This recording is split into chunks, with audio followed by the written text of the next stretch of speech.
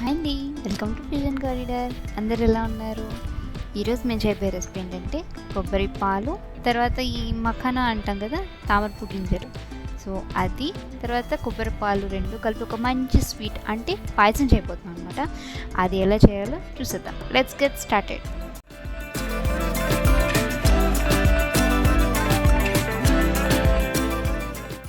So పాయసం చేయడానికి నాకు help చేయడానికి మా వారు ఇద్దరం రెడీ అయిపోయాం. పాయసానికి కావాల్సింది ఒక పెద్ద కొబ్బరికాయ అండి, తర్వాత ఒక కప్తో నేను మఖానా తీసుకున్నాను. దీంతోపాటు నేను ఒక 8 నుండి 10 పలుకులు జీడిపప్పు, ఒక ఫుల్ స్పూన్ కిస్మిస్, నెయ్యి ఒక 1 to 2 స్పూన్స్ పడుతుందండి, యాలక్కాయ పొడి. అండ్ దీంట్లో నేను బ్రౌన్ షుగర్ యాడ్ చేస్తున్నాను, నాటు చక్కెర అంటాం కదా, అది యాడ్ చేస్తున్నాను.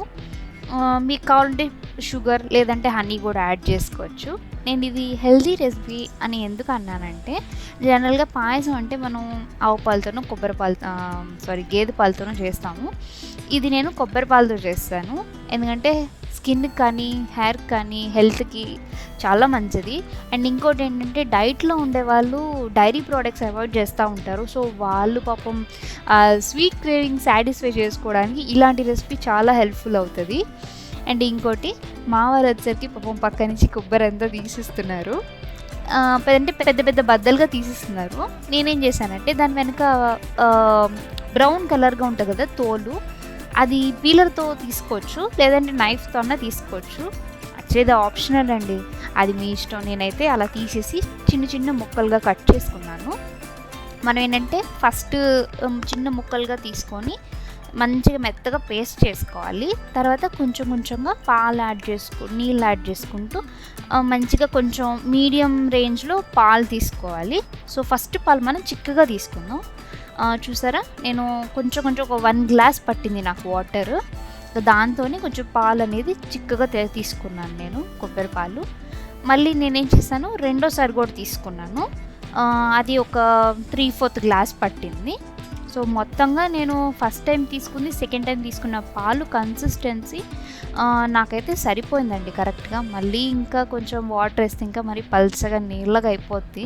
ఇంకోటి ఏంటంటే, మనం మళ్ళీ స్టవ్ మీద మరిగిస్తూ పెట్టాలి అనమాట. అందుకని నేను కొంచెం మీడియంగా తీసుకున్నాను పాలు.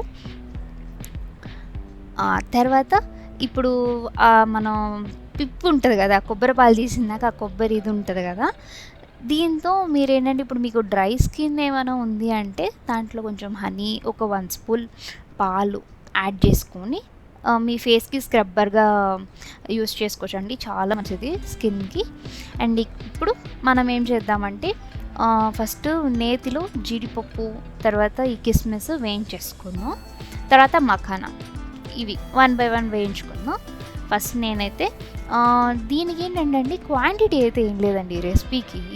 ఇప్పుడు ఇంత కొబ్బరికి ఇంత మఖానా అలా ఏం లేదు. మీకు కావాలంటే మీ దగ్గర ఎంత ఉందో దాని తగ్గట్టు మీరు అడ్జస్ట్ చేసుకోవచ్చు.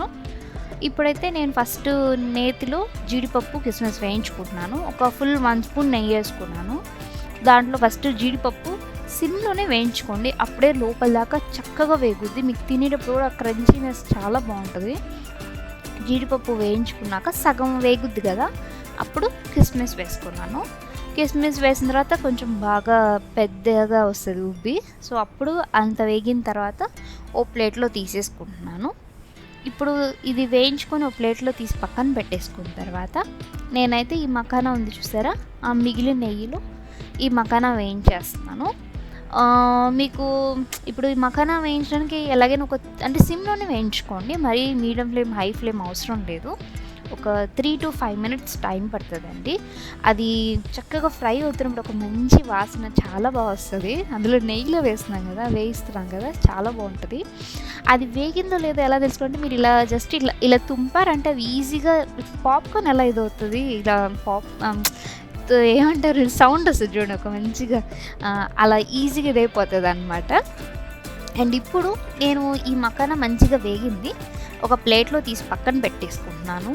దీంట్లో ఒక సగం పోర్షన్ వచ్చేసరికి ఇలా చేత్తో కచ్చపచ్చగా చేత్తోనే నలిపేస్తున్నాను, ఎందుకంటే ఈ పాయసంలో ఇదేనండి టేస్ట్. అండ్ దట్టు మనకి కొంచెం ఆ థిక్నెస్ కూడా హెల్ప్ అవుతుంది. అందుకని కొంచెం, లేదంటే మీకు మిక్సీలో ఒక 1 or 2 పల్సెస్ మీరు వేసుకున్నారంటే ఈ కన్సిస్టెన్సీ ఇప్పుడు చూపించాను చూసారా, కచ్చా పచ్చగా అలా నలుపుకుంటే చాలు. ఇంకా తీసి పక్కన పెట్టేసుకొని ఇప్పుడు మనం కొబ్బరి పాలు ఫస్ట్ కొంచెం బాయిల్ చేసుకుందాం. కొబ్బరి పాలు పోసేసాను నేను, కొంచెంసేపు అది బాయిల్ అవ్వనివ్వండి.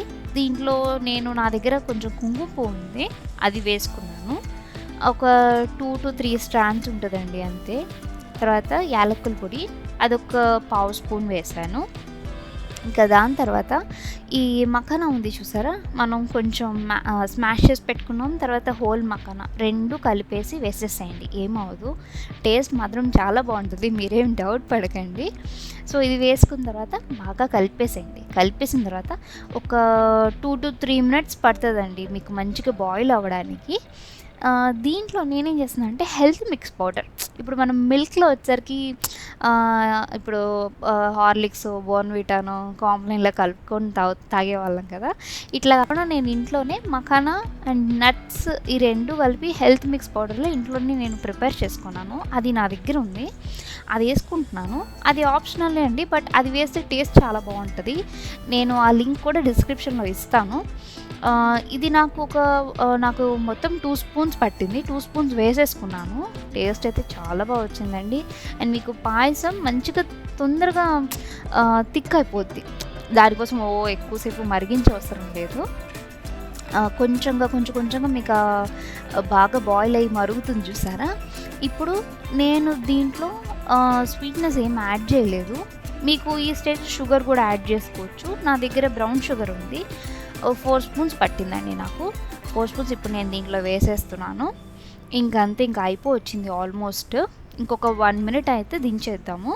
ఇంకా బాగా మిక్స్ అయిపోయింది. బ్రౌన్ షుగర్ వేసేసి బాగా కలిపేసుకున్న తర్వాత మనం నేతిలో వేయించుకున్న ఈ జీడిపప్పు, కిస్మిస్ పలుకులు వేసేసి ఇంకంతే, ఊరికే ఒక 30 సెకండ్స్ అలా ఉంచేసి ఇంకా దించేసుకొని సర్వ్ చేసేయడమే అనమాట. యాక్చువల్లీ స్మెల్ అయితే చాలా బాగా వచ్చిందండి. మా వారు కొబ్బరి తీసి ఇచ్చారు కదా, సో ఆ కొబ్బరి వేస్ట్ చేయడం ఎందుకు దాంట్లోనే సర్వ్ చేశానని చెప్తే ఇంకా దాంట్లో సర్వ్ చేస్తున్నాను అనమాట.